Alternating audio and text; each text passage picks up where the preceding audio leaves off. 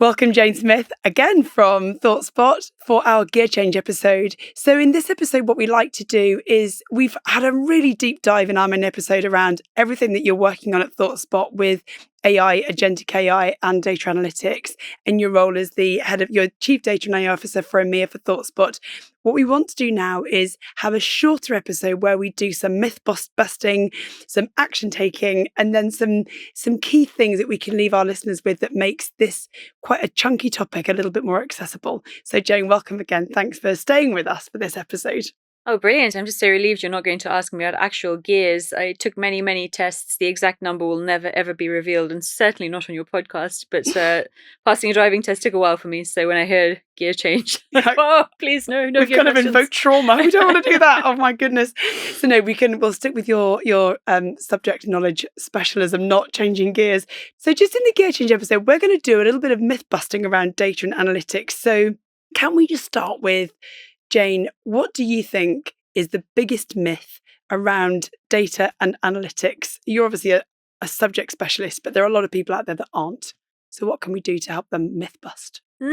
Biggest myth is that you need a team with specialist skills to access your data and to ask questions of your data. We live in the era of natural language analytics. There are tools you can enable any user in a business to interrogate data. You don't need specialist skills. So you use some AI and you ask it a question. Yeah. Great. In terms of the kinds of questions, we'll kind of get into that. But I think the next sort of useful question would be, what's a data point that every retailer maybe should be tracking but isn't? Let's get specific to your industry, and I'm going to say cost to serve per unit. Most retailers don't track this.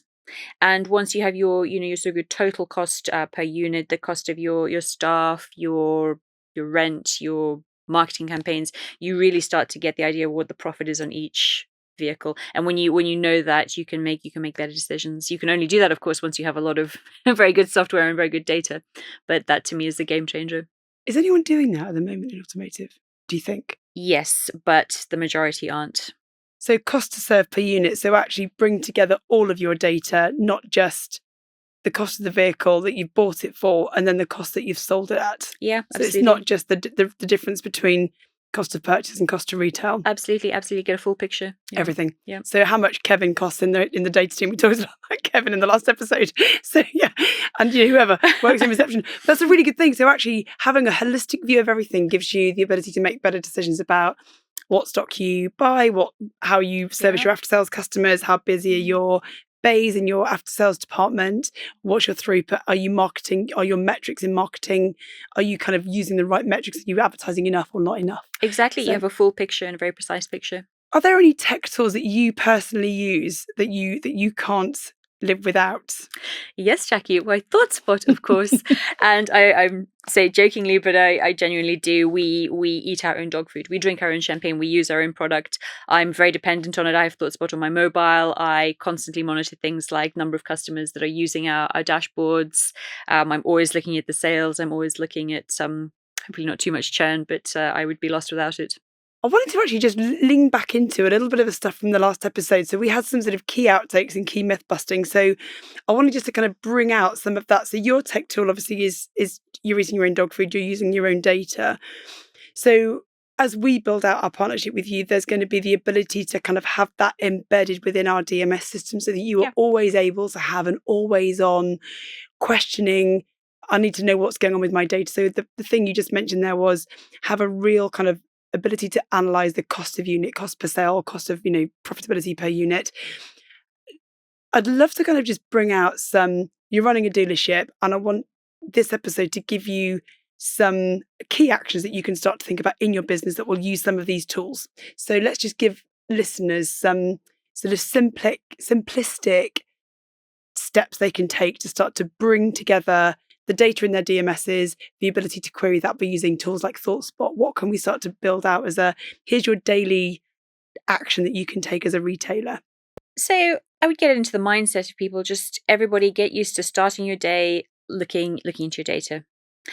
That's the first thing you can do. Just really, really encourage this and lead by example. If you're a leader, just send out your emails. We do it all the time in ThoughtSpot. Our head of go-to-market, he'll send out a little video blast. He'll say, I was looking at the data this morning. This is what I found. This is what I'd like people to think about. And then come back to me with your data insights. So just get that culture change going. The second thing, I'd start encouraging people to, take your data tool into your board meetings or your team meetings with you. Don't take screen grabs of things like we used to. Don't take reports. Just log onto the tool and say, right, let's have a look at this. Let's bring up this live board so we can interrogate churn for the last week. Let's drill into factors that influenced it. Just use things. Get used to using things live in the moment. That's the second thing I do. And the third thing is demand data points. Every time somebody makes a statement or asks a question, what data do we have to support that? Have we checked our live boards? Have we asked these questions? Yeah. I mean, I didn't actually mention the name of it, but we've called our live board Vega. So Vega AI is going to be the tool that is powered by ThoughtSpot that sits as an embedded intelligence tool within the DMS. So if you're using any of our DMSs, any of our tools, you can then overlay the Vega AI tool that allows you then to have that daily questioning. So you can come in every day and look at your data and actually use the tool to pull out the questions in real time or to kind of give you answers in real time. Well, Vega is like having the analyst in your own personal analyst, isn't it? Yeah. You don't need to go to the analytics team. You've got Vega. You ask your questions, you get your answers, your analyst in your pocket.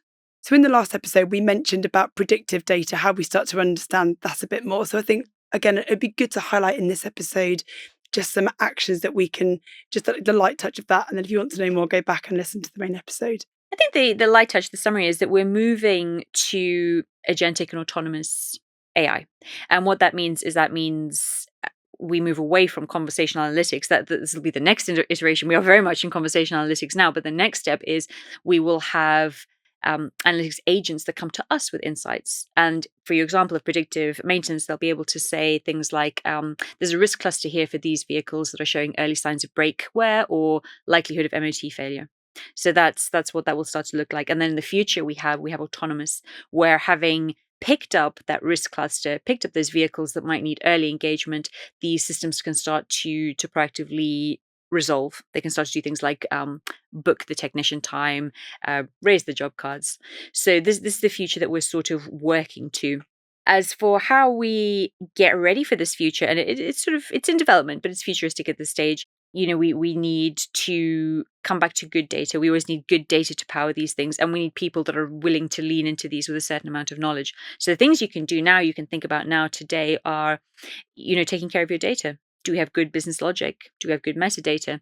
And are we encouraging our people to be data literate? Are we giving our people the skills? Are we having data conversations? Are we making sure that we're an organization that always demands data points? These are the things we can start to do now to get ready for this era that's going to come up soon. Well, you've got especially people working in retailers that have been in retail for a really long time or automotive retail for a really long time. Don't be afraid to have a conversation about how comfortable are we talking about data. And if we have a skill gap, let's make sure that we educate people and make that data accessible to them. So you're thinking every day with what data do I have available to me? How do I kind of use my little data in my pocket, whether it's your Vega tool or however else you access your data. But you start to just think every day, how is everything working? What can we do differently? Absolutely. Have you asked Vega? We say that in ThoughtSpot all the time. Spotter, we call it. Have you asked Spotter? Fantastic. Okay, so we talked about like simple actions retailers can take, and that's using your data to kind of get the value from it. And then the other thing as well, Jen, that we talked about was, are there any other free tools or resources that can help retailers fill that skill or knowledge gap that's there at the moment? Maybe it might be some podcasts or LinkedIn learnings or whatever we can start to identify for people to kind of have that ability to be more informed. I mean, there's so many resources, but I'm gonna be quite specific. I'm gonna come down to two. If you are someone who likes to get more hands-on, who wants to see things, touch them, play with them, learn about them, Google's AI for Everyone is just great. It's free. It's there. It will give you brilliant overview of what you need to know and get you started where you want to go, so you can be in the work more, in the tools. Brilliant. If you are more management, more exec, and you want to know, you want to understand, you're thinking more strategically, what are the good applications of these tools to my business? How are other businesses doing? What can I borrow from pharma, from banking to put into my business? I recommend the Data Chief. It's a podcast that's run by Cindy Housen from ThoughtSpot. She interviews CEOs, CDAIOs, CTOs from some of the world's biggest biggest companies and beyond. And all that intel is in a 30-minute podcast. So those are my 2 top tips. I'll tag them both in the show notes. Thank you. And then finally, then what we always ask every guest, Jane, which is a bit of a fun kind of, it's a really good way to kind of end the podcast, is obviously we're an automotive business. Yeah. So we talk about road trips. I'm about to head off on a road trip with my family for the summer holidays. So by the time this airs, I'll be back.